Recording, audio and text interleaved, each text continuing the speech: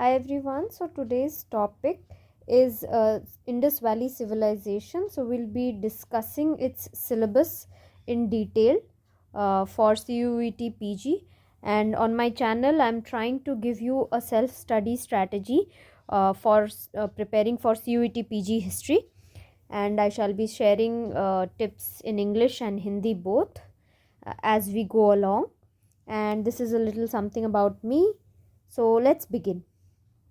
This right here is the syllabus of ancient history within the CUET PG syllabus.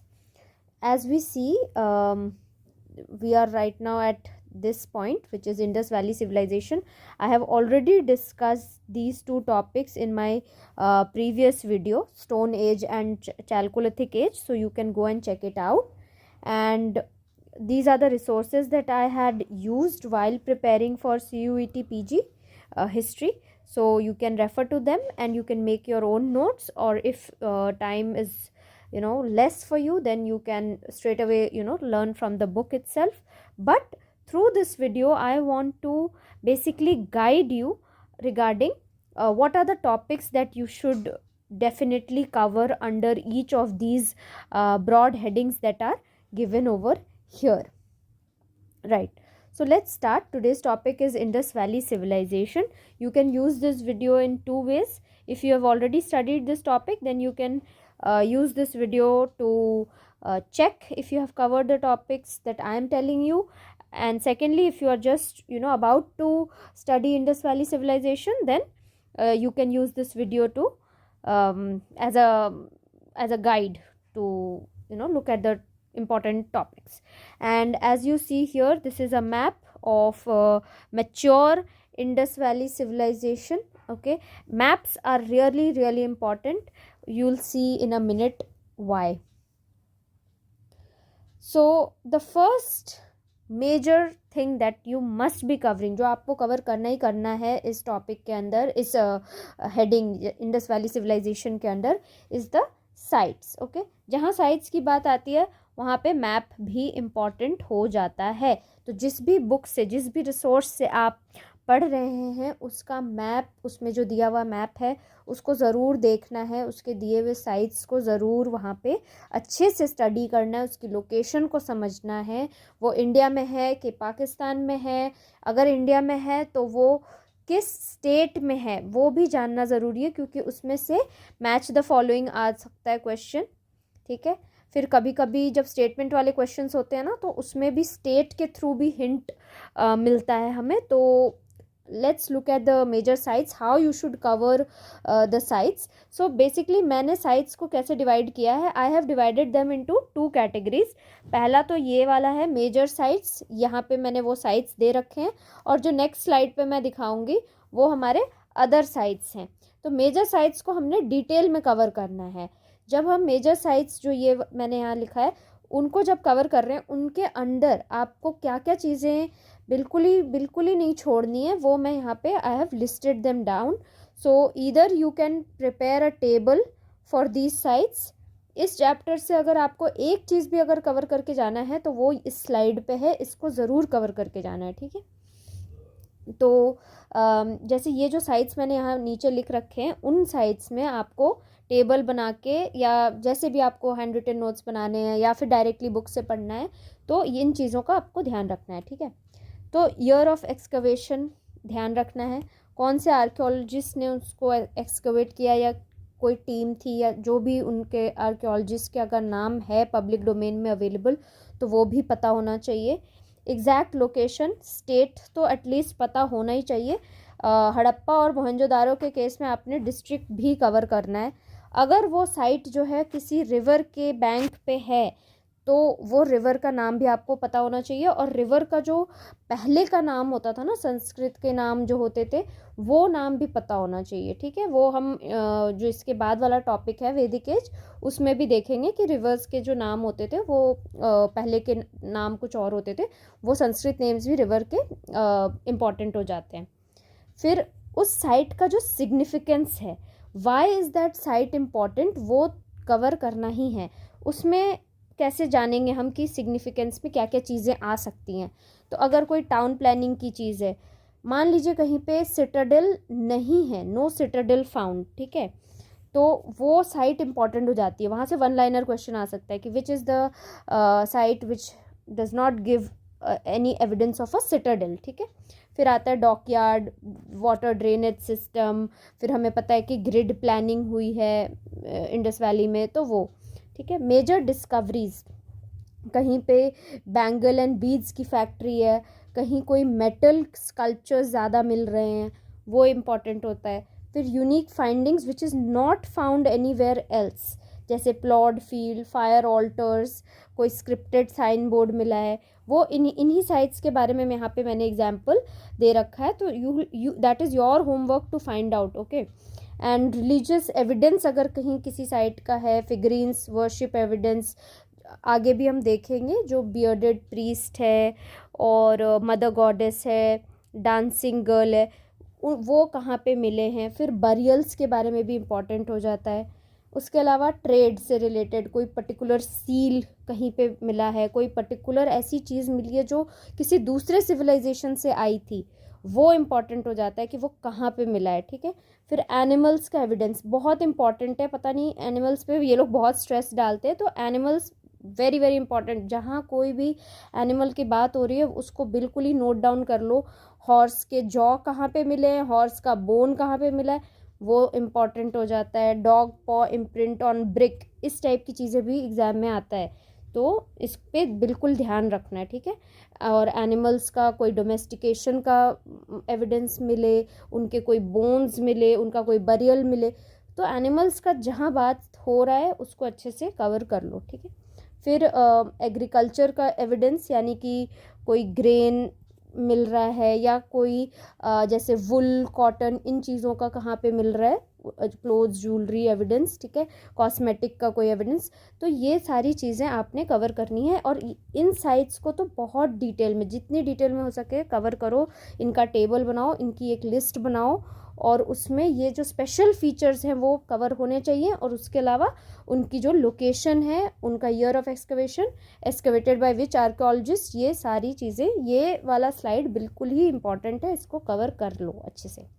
इसके बाद next जो चीज़ हमने cover करनी है, ये भी बहुत लेस एफर्ट में हो जाएगा, which is one liner coverage. So now for these sites that I am listed here, ये साइट्स आपने वन लाइनर कवरेज करनी है। इसका जो मोस्ट यूनिक चीज़ है ना, वो आपको फाइंड आउट करके लिख लेना है।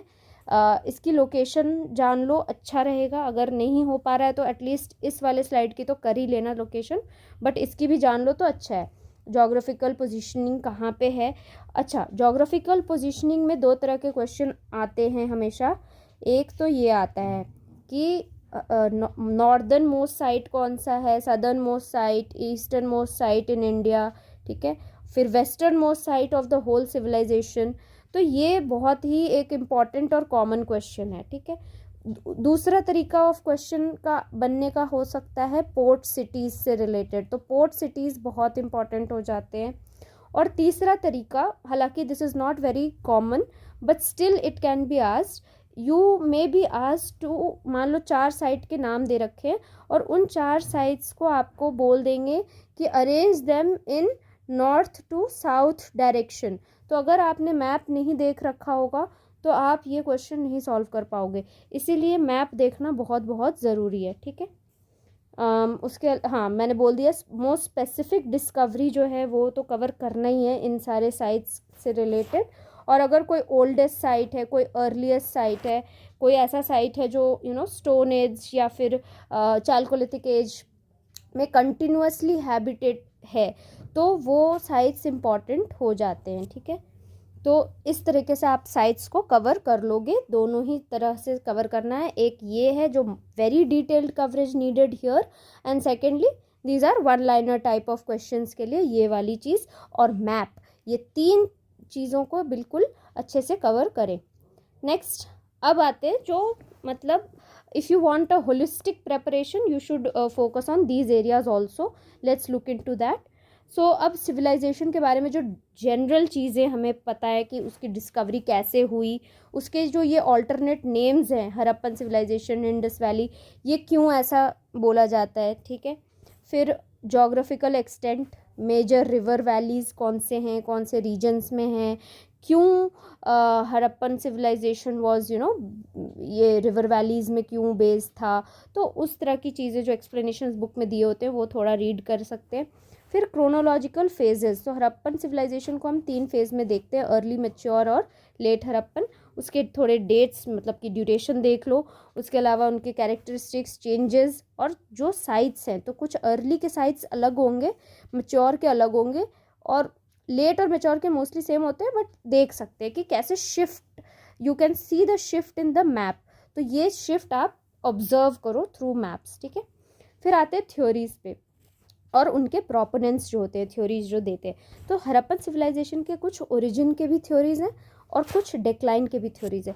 डेक्लाइन के थ्योरीज बहुत इंपॉर्टेंट है यहाँ पे। अगेन ये टॉपिक भी आपने छोड़ के नहीं जाना है कि किसने बोला है, किस प्रोपोनेंट, यानी कि एक पर्सन का नाम होगा जो बोलेंगे कि ट्रेड का फेलियर के कारण हड़प्पन डिक्लाइन हुआ, या फिर कोई दूसरे पर्सन बोलेंगे कि नहीं क्लाइमेट के कारण डिक्लाइन आया। तो ज़्यादा डिटेल में नहीं जाना है, बस you should know the reason that they have given, okay, and the name of the person. So ये चीज़ आपने कवर करनी है डिक्लाइन वाले पार्ट में, ठीक है। इसके अलावा ब्रीफ में you should cover, you should know as a history student कि और कौन से सिविलाइजेशंस विथ इंडस वैली, कौन कौन से और सिविलाइजेशंस थे। So Mesopotamia, Egypt, China, you should know about them in brief, और इनके साथ क्या हमारा क्या ट्रेड का क्या सीन था वो थोड़ा सा पता होना चाहिए। और विद इन इंडिया, ये तो आउटसाइड इंडिया हो गया, विद इन इंडिया क्या क्या थे ये वाले सारे, और इनसे भी हमारा कौन सी तरह के ट्रेड का कुछ इनके केस में मेटल्स का ही ज़्यादा था, तो वो हमें थोड़ा पता होना चाहिए, ठीक है। आगे भी मैं बताऊंगी कि क्या और कवर करना है मेटल्स से रिलेटेड। So now coming to the other segments that are there for this chapter, very important again becomes urban planning and architecture. We all know अभी तक हमने जितनी बार भी इंडस वैली पढ़ा है उसमें ये वाली चीज़ें जो ग्रिड पैटर्न है, streets, drainage, Citadel, lower town, fortification, great bath, granary, dockyard, ये सारी चीज़ें हमने अच्छे से कवर करनी है। इनके फीचर्स कवर करो, और इनकी जो अगर आपको पिक्चर मिल सकती है तो पिक्चर देख के भी समझो तो ज़्यादा अच्छा रहेगा। Again I would recommend you can watch documentaries on YouTube. Documentary देखने से एक फ़ायदा ये होता है कि you will never forget, once you watch a documentary ना deeply, you will not forget the features that they show, the pictures, the visual thing you will not forget easily. So you can watch documentaries. Then economic life में agriculture, animal husbandry से related जो भी data है, जो भी हमें evidence मिले हैं वो कवर करना है। फिर एक्सटर्नल फॉरेन ट्रेड जो है, import export items, seals, port cities, इसमें मेटल सोर्सिंग बहुत इंपॉर्टेंट हो जाता है, जैसे कि गोल्ड कहाँ से लेके आते थे, फिर टिन बनाने के लिए कहाँ से ये चीज़ें सोर्स कहाँ से करते थे हड़प्पन सिविलाइजेशन के लोग, तो वो इम्पॉर्टेंट हो जाता है। फिर मेटलर्जी इंपॉर्टेंट होते हैं कि वो कैसे स्कल्पचर्स कैसे बनाते थे, इसका एक टेक्निक होता है लॉस्ट वैक्स टेक्निक, वो भी थोड़ा सा you can look into it कि वो होता क्या है, ठीक है।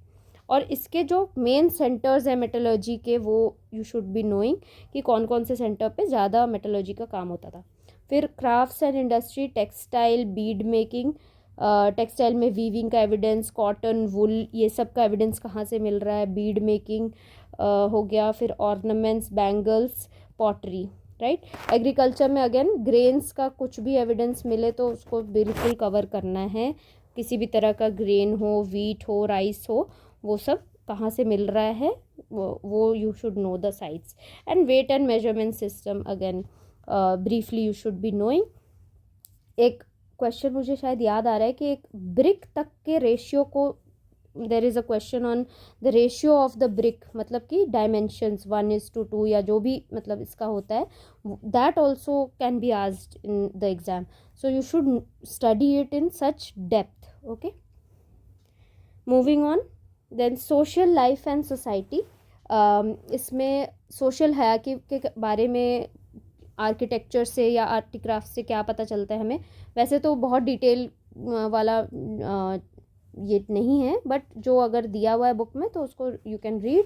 देन गारमेंट्स, ऑर्नामेंट्स, कॉस्मेटिक्स के बारे में, use of kohl, use of bangles, so these things you should know. Then burial methods, funerary practices, कहाँ पे कॉफिन के साथ they are buried, where they are buried without coffins, where they are buried in pits. okay, pits ऐसे होते हैं.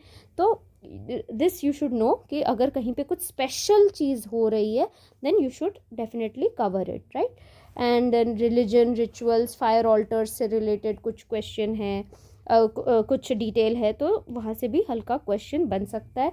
Script becomes important क्योंकि अभी तक डिसाइफर नहीं हुआ है, अभी तक हम समझ नहीं पाए हैं हड़प्पन के स्क्रिप्ट को. तो again it is an important thing, you should no कि अबाउट द स्क्रिप्ट. उसमें एक बूस्टेफेडॉन टेक्निक यूज़ होता है. उसका मतलब होता है कि जो हड़प्पन जो अपना लिखते थे चीज़ें वो ऐसे लिखते थे, पहले इधर से इधर लिखा, फिर नीचे, फिर ऐसे ऐसे वापस आते थे, फिर ऐसे. तो this was the technique, so you should know these terms also. And seals are again very important, so you can look into it कि what are the materials that were used. Harappan के seals कौन से दूसरे civilization में मिले, कौन से दूसरे civilization के seals हमारे पास मिले, तो this becomes important here. Then figurines में these figurines, the first 4 at least are very very important. Mother goddess, fertility goddess, Pashupati seal, bearded priest king, dancing girl, red sandstone torso. Again you can Google search the images for visual understanding. okay, and you should know the features in great detail. features का मतलब क्या होता है कि वैसे वो दिख कैसे रहे हैं, उसके साथ साथ क्या मटेरियल यूज़ किया गया है. जैसे कि पशुपति सील में कौन कौन से एनिमल्स दिख रहे हैं, बहुत इंपॉर्टेंट है ये. ठीक है, तो this you should cover. Okay, features, material, the significance okay of finding this, and then which site they have been found. So these are the things that you should definitely cover, okay, for this chapter. Now if I have to give you a summary or a priority list, then the first thing that you should be covering is about the sites में भी मैंने 2 तरह से बताया, major and minor. Minor नहीं बोलेंगे उनको, but ये 1 लाइनर कवरेज से इनका काम बन सकता है अपना. ठीक है, 1 लाइन में. उसके अलावा एक तो डिक्लाइन थ्योरीज अच्छे से कर लो.